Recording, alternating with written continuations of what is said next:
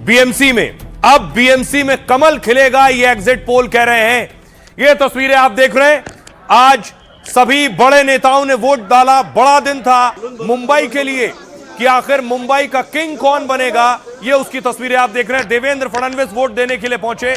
उद्धव ठाकरे सपरिवार आदित्य ठाकरे के साथ वोट करने पहुंचे। तीसरी तस्वीर आप देख रहे हैं, राज ठाकरे वोट करने पहुंचे। ये आज की बड़ी तस्वीर सियासत से आई, जिस बीएमसी पर लगभग 29 साल से ठाकरे परिवार का कब्जा रहा। रुझानों में वो किला ढहता नजर आ रहा है।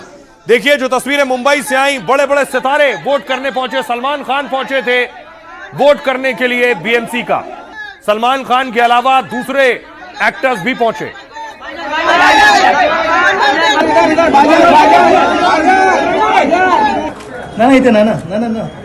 नाना पाटेकर को आप देख रहे हैं। सलीम खान पहुंचे वोट करने के लिए। अक्षय कुमार वोट करने पहुंचे। क्रिकेटर सचिन तेंदुलकर ने वोट किया। रणबीर कपूर ने अपने मत का प्रयोग किया। जॉन अब्राहम ने वोट डाला है।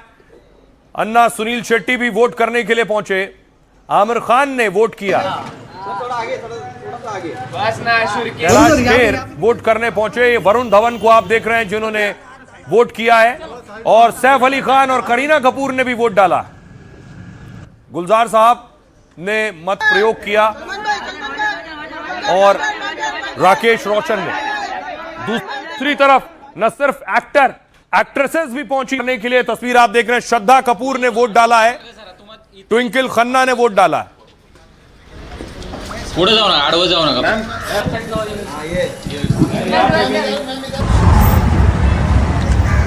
ये तमन्ना भाटिया को आप देख रहे हैं। तमन्ना वोट करने के लिए पहुंची।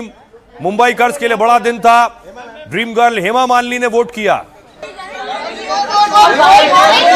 जानवी कपूर ने वोट डाला है। करिश्मा कपूर को आप देख रहे हैं।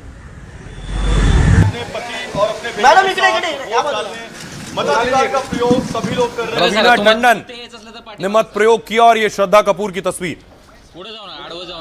लेकिन बड़ी बात यह है, जो रुझान सामने आ रहे हैं वो बता रहे हैं कि मुंबई पर बीजेपी का कब्जा होने वाला है। बीएमसी पर देवेंद्र फडणवीस फिर एक बार नायक के रूप में निकलकर सामने आ रहे हैं। बंपर और अप्रत्याशित जीत एग्जिट पोल दर्शा रहा है। भारतीय जनता पार्टी की जीत होगी, ऐसा मुझे पूरा विश्वास है।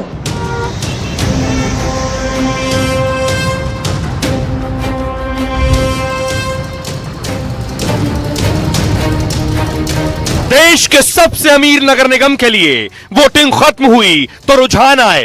तब बोतल से जिन्न निकला।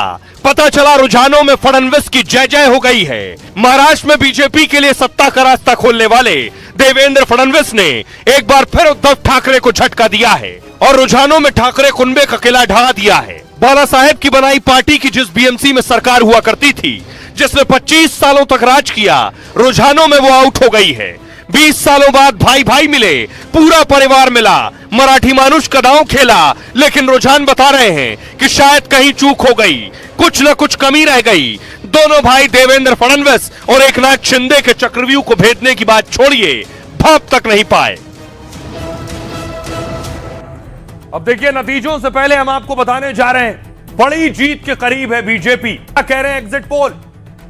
एग्जिट पोल देखिए, पहले बीएमसी में 227 सीटें, बहुमत के लिए चाहिए 114 सीटें। बीजेपी प्लस यानी बीजेपी और शिंदे सेना मिला देंगे तो 131 से 151 सीटें जीतेगी। ये एग्जिट पोल कह रहे हैं 114 के आंकड़े से कहीं ज्यादा, यानी बीएमसी पर बीजेपी शिंदे का कब्जा होगा। इस बार बीजेपी का मेयर बीएमसी पर होगा। इसके अलावा देखिए जरा, राज ठाकरे और उद्धव ठाकरे साथ साथ चुनाव लड़ रहे थे। 58 से 68 सीटें सिर्फ मिल रही हैं। राज और उद्धव मिलकर लड़ रहे हैं। तब बड़ी बात यह है कि माना जा रहा था कि मराठा वोटर एक साथ वोट करेगा, उसका फायदा राज और उद्धव को मिलेगा, जो सीटों में नहीं दिख रहा है। कांग्रेस सिर्फ 12 से 16 सीटों पर समट रही है और अन्य के खाते में 6 से 12 सीटें। यह एक्सेस माई इंडिया का पोल है।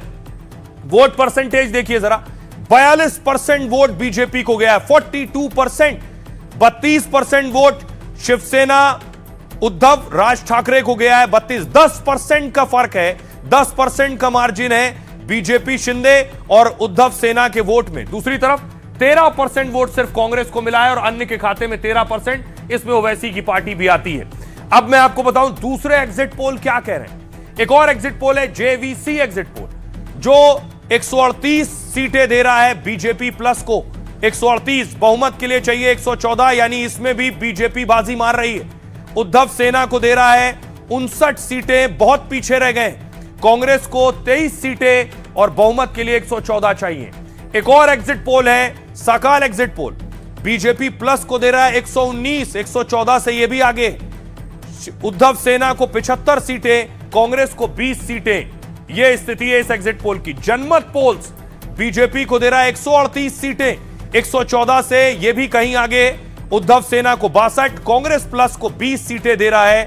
एक्सिस माई इंडिया 131 से 151 सीटें बीजेपी को मुंबई में दे रहा है और उद्धव सेना को 58 से 68, कांग्रेस प्लस को 12 से 16 सीटें दे रहा है। पोल्स ऑफ पोल, यानी इन सारे पोल्स का मैं एवरेज अगर निकालूं तब भी बीजेपी प्लस को बहुमत मिल रहा है, 134 सीटें मिल रही हैं। यानी एग्जिट पोल ने यह मोहर लगा दी है, एग्जिट पोल ने ठप्पा लगा दिया है कि बीजेपी ही बीएमसी में मुंबई का किंग बनने वाली है। दूसरी तरफ पोल्स ऑफ पोल्स में उद्धव सेना को 65 और कांग्रेस को 19 सीटें मिल रही हैं। यह है एग्जिट पोल जो बता रहे हैं कि 29 साल तक जिस किले पर उद्धव ठाकरे, बाला साहब ठाकरे का कब्जा था, वो किला ढहता नजर आ रहा है। और बहुत से जानकार ये कह रहे हैं कि उद्धव ठाकरे और राज ठाकरे के साथ आने से जो उत्तर भारतीय वोटर था वो वोटर छिटक गया है, ये भी हो सकता है। सुनिए जरा क्या कह रहे हैं नेता। सभी जगह पर भारी उत्साह है, तो इसका मतलब साफ है कि मुंबई में भी एक बदलाव लोग चाहते हैं, परिवर्तन चाहते हैं, विकास चाहते हैं। सब जगह पर महाराष्ट्र में डेवलपमेंट के लिए वोट देंगे। लोग डेवलपमेंट चाहते हैं, टीका टिप्पणी, आरोप प्रत्यारोप नहीं चाहते। लोग पूरी तरह विकास चाहते हैं। मुंबई कर जो है पिछले 7-8 साल से चुनाव का इंतजार कर रहा है, वो निराश हो चुका है। ये भारतीय जनता पार्टी और जो सरकार में बैठे लोग हैं, ये चुनाव ही नहीं चाहते थे। हमने बहुत प्रेशर किया कि भाई चुनाव क्यों नहीं करा रहे हैं। कोरोना के बाद से चुनाव लंबित था, आज देर आए दुरुस्त आए, कम से कम चुनाव तो हो रहा है। इतने सालों से वोट डर रहा है, उसका वहां पे नाम नहीं है, दूसरे बूथ पे बेचते हैं, वहां जाता है, नाम नहीं है, घर चले जा रहा है। अरे वोटर कार्ड दिखा रहा है, इलेक्शन कार्ड दिखा रहा है, वो लोग लगाते, स्कैन नहीं हो रहा है। अरे मेरी खुद की डॉटर का नाम कट कर दिया, वो आई वोट डालने के लिए, तो वोटिंग उसका नाम ही नहीं है। दूसरी जगह अरे तो क्या करोगे आप, ये जेन जी है, फर्स्ट टाइम वोटर थे, एंथुसियाज्म था सबके अंदर, कितने लोग इस तरह से रिटर्न जाना पड़ा सबको घर पे विदाउट वोट डाले। तो क्या डेमोक्रेसी का कत्ल है, संवैधानिक चीज है? क्या कर रहा है election commissioner? Bharatiya Janata party की जीत होगी ऐसा मुझे पूरा विश्वास है। अच्छी मेजोरिटी मिलेगी और नागपुर शहर को जो हमने विश्व प्रदेश का सबसे सुंदर, स्वच्छ और प्रदूषण मुक्त शहर बनाने का निर्धार किया है, उसमें हम निश्चित रूप से यशस्वी होंगे। जो 29 महानगर पालिका है उसमें से कम 25-26 महानगर पालिका हमारी महायुति जीत सकती है। और यहाँ मुंबई में और अनेक जगह पर बीजेपी, शिवसेना और आरपीआई एक साथ है। कुछ जगह पर बीजेपी, शिवसेना, राष्ट्रवादी कांग्रेस, अजय दादा की और आरपीआई साथ में है। तो आज सभी नगर निगम पर वोटिंग हो गई है। देखिए जरा कैसे अलग अलग नगर निगम पर कौन कौन किसके खिलाफ लड़ रहा है।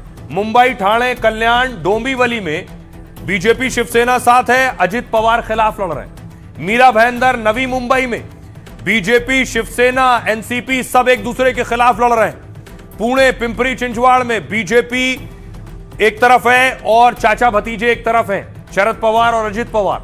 कोल्हापुर में बीजेपी, एनसीपी एक साथ और शिवसेना अलग लड़ी चुनाव। नासिक में शिवसेना, एनसीपी एक साथ और बीजेपी अलग लड़ी है चुनाव। ये इस तरह से अजब दोस्ती और गजब मुकाबला था। अकेले मुंबई में देखिए जरा, अजित पवार अलग लड़ रहे थे और एकनाथ शिंदे और बीजेपी एक साथ लड़ रही थी। सब एक दूसरे के खिलाफ चुनावी मैदान में थे। ये मैं आपको दिखाता हूं, देखिए जरा। शिवसेना लड़ रही थी 84 सीटों पर चुनाव, बीजेपी लड़ रही थी। ये मैं आपको 2017 का नतीजे बता रहा हूं, 2017 के जो नतीजे आए हैं। अब से 9 साल पहले चुनाव हुआ था, तब शिवसेना को 84 सीटें मिली, बीजेपी को 82 सीटें मिली, कांग्रेस को 31 सीट मिली थी उस वक्त, एनसीपी को मिली थी 9 सीट और एमएनएस को 7 सीट। शिवसेना की जो 84 है वो अभी जो एग्जिट पोल है वो उन्हें 60 पर ले आई जब राज ठाकरे के साथ लड़ रहे हैं। और बीजेपी पहुंच गई है 130 से ऊपर।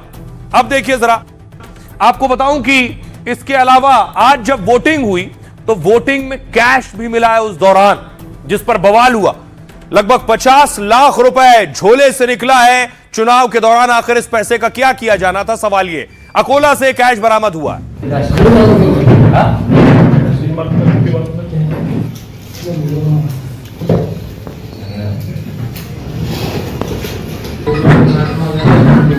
तो 50 लाख रुपए अकोला से बरामद हुए। दूसरी तरफ मालेगांव में आरोप लगाया गया कि फर्जी वोटर आईडी कार्ड मिले हैं, जिसके बाद वहां टीम पहुंची थी। क्या कर रही है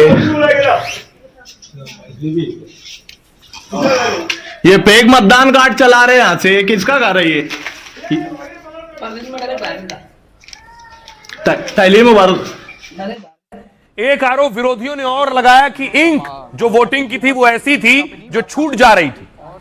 उसके बाद देखिए जरा, हमारे सहयोगी ने ये एक टेस्ट भी किया, लेकिन इंक वाकई निकल जा रही थी। ये जो पूरा मामला है, ये बस एक जगह पे नहीं बट काफी सारे और जगहों से भी सामने आ रहा है। पुणे में रोहित पवार हो गए, मुंबई में सचिन सावंत हो गए जो कि कांग्रेस के रिप्रेजेंटेटिव है, उन्होंने भी इसको सामने लाया। और अभी हम देख सकते हैं कि कैसे हमने आपके सामने, जो कि पहले यहाँ पे एक नीला एक मार्कर था, कुछ यहाँ पे था और कुछ नाखून पे था, और अभी अगर हमने निकाल दिया इसको, I hope I am not hurting you, अगर हमने निकाल दिया तो ये ऑलमोस्ट पूरी तरीके से ये जो मार्कर ये निकल गया। ये देखिए काफी स्ट्रॉन्ग यहाँ पे हमको मार्कर दिख रहा है। इस बार मार्कर से लगाया ना उन्होंने। आगे पूछेगा ना कोई। ये देखिए मैडम, लोखंडे मैडम, ये तो नहीं, हमारे ऑफिस में ऐसा। अब वोटिंग हुई, इंक निकल गई, इस पर बवाल शुरू हो गया। देखिए जरा क्या कह रहे हैं सियासतदान। राज ठाकरे कह रहे हैं, एमएनएस चीफ राज ठाकरे ने वोटिंग के दौरान बड़ा दावा किया, उंगलियों पर लगी स्याही को केमिकल से मिटाया जा रहा है। सरकार सत्ता में बने रहने के लिए कुछ भी कर सकती है। उद्धव ठाकरे कह रहे हैं, उद्धव ने भी वोटिंग में इस्तेमाल स्याही पर सवाल उठाए। उद्धव ने चुनाव आयोग से इस पर तत्काल ध्यान देने को कहा, नहीं तो चुनाव आयोग दफ्तर के बाहर धरने पर बैठने की चेतावनी दे दी है। पहली बार देख रहे हैं कि स्याही को साफ किया जा सकता है। पुरानी ईवीएम मशीनें लगाई गई हैं। इन लोगों में सत्ता पाने का इतना लालच है, मैंने ऐसी बेशर्म सरकार कभी नहीं देखी। इसलिए वो वन नेशन वन इलेक्शन चाहते हैं, ताकि वो पूरे देश में एक ही समय में धोखाधड़ी और गड़बड़ी कर सकें। उद्धव ने लोकतंत्र की सरेआम हत्या का आरोप लगाया। देवेंद्र फडणवीस ने पलटवार किया उद्धव और राज ठाकरे पर। मीडिया के सामने अपनी उंगली रगड़ते हुए पूछा, देखो स्याही मिट रही है क्या? हर चीज पर सवाल उठाना ठीक नहीं है।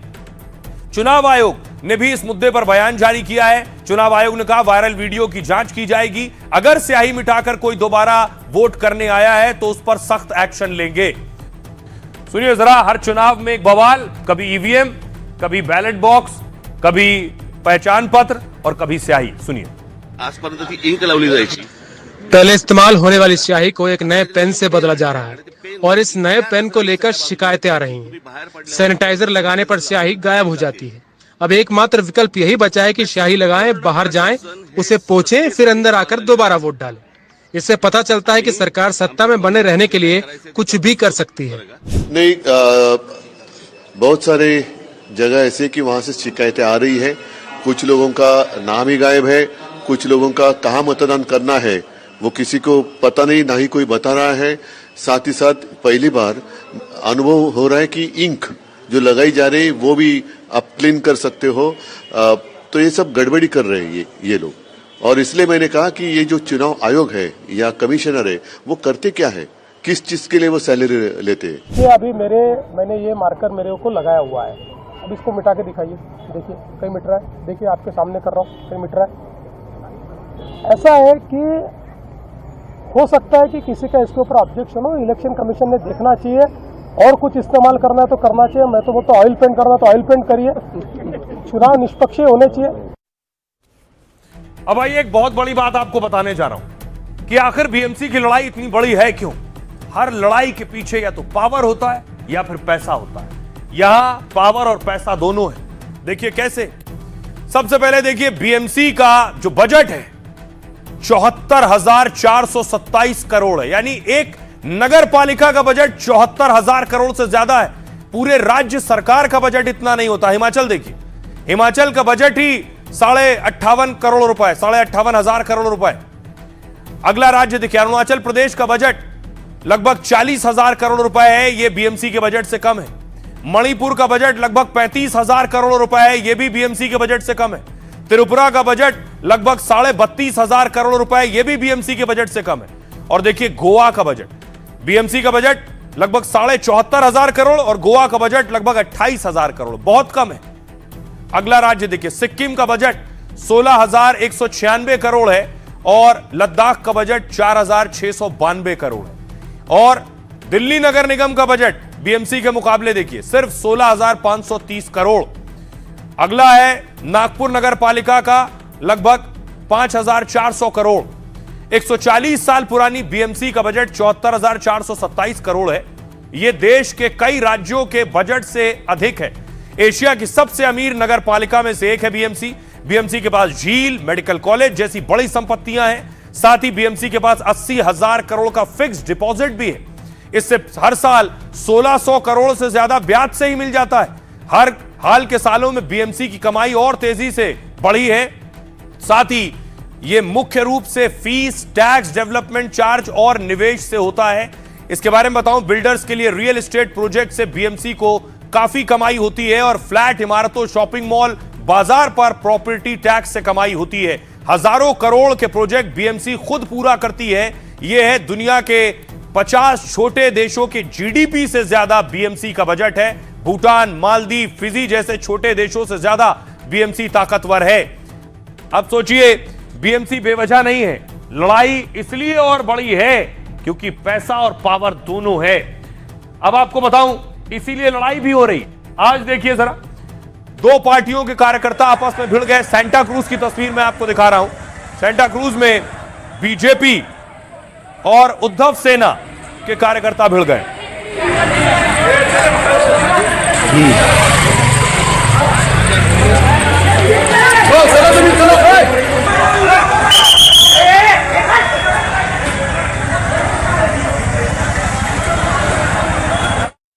यहाँ नहीं वोट दे अपना, तो हिंदी में बताइए। हिंदी में ये महाराष्ट्र है भाई। दिल्ली में भी जा रहा है ना। अच्छा, दिल्ली में भी जा रहा है। बड़ी अच्छी अरेंजमेंट्स की है बीएमसी ने। मैं बीएमसी का धन्यवाद देना चाहता हूँ। साल दर साल वो मेहनत कर रहे हैं, चाहे गणपति पूजा हो या कोई भी उत्सव, वो पूरा ध्यान रखते हैं। वोट देना चाहिए, वोट जन्म सिद्ध अधिकार है, हर एक को देना चाहिए। जो भी अच्छा काम करता है उसको वोट देना है। आपने पार्टिसिपेट करना चाहिए पॉलिटिकली, बिकॉज जिसको आप सपोर्ट करते हैं अगर वो गवर्नेंस में आए तो they can make a difference. ये हर जिम्मेदार नागरिक का कर्तव्य है कि वो अपने अधिकारों के साथ साथ कर्तव्यों का भी बोध करे। हमारा इलाका, जब आप घर साफ रखोगे, इलाका साफ रखोगे, इलाके को प्रोग्रेस करते हुए देखोगे, तभी देश की प्रगति भी होगी। तो I think this is by far the most important elections. हम सिर्फ रोते रहते हैं कि बीएमसी ये नहीं करती, बीएमसी वो नहीं करती, हम कुछ नहीं। सुरक्षा चाहिए, प्रगति चाहिए मुंबई में अच्छी हवा चाहिए, गड्ढा मुक्त रोड्स चाहिए। इन सब चीज के लिए हम सबको जिम्मेदार लेना पड़ेगा। हम सबको, everybody has to be responsible. जो भी जीत के आएगा वो टाइम पे चुनाव रखे, ये भी बहुत जरूरी है इस देश के लिए, प्रजातंत्र के लिए। लेकिन जिस कदर हमारे शहर के हालात हुए पिछले कुछ दिनों में, तो अरमान ये है कि बेहतर हो।